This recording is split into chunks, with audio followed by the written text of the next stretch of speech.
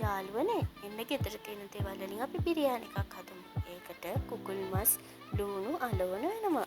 දැන් මම තාච්චියක් ලිපේ තියලා තෙල් එකතු කරගෙන ඒකට කපාගත්ත ලූණුත් එකතු කරගන්නවා. දැන් මේ ලූණු ටික ලා දුඹුරු පාට වෙනකම් පැද ගන්නවා.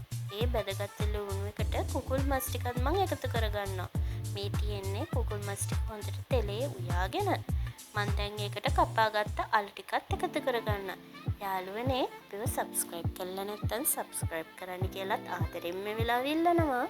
දැන් මම ඒකට කරාබු නැට්ටි, එන්සාල්, කුරුඳු පොත්තකුත් එකතු කරනවා.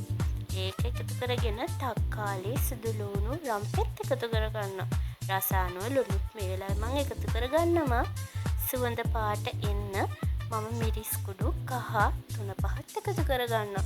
ඒ ටික හොඳට එකතු කරගෙන මම දැන් කලවම් කරගෙන ඒකට හොදගත්ත හාලුත් එකතු කරගන්නවා. වතුර ඇති තරමට දාලා මම දැන් පියනකින් වහගන්නවා. මේ තියෙන බත් එක මදගින්නේ උයාගෙන. කොහොමද යාළුවනේ? බත් එක රස පාටයි නේද? මේ වෙලාවේ මුළු කුස්සියම සුවඳයි.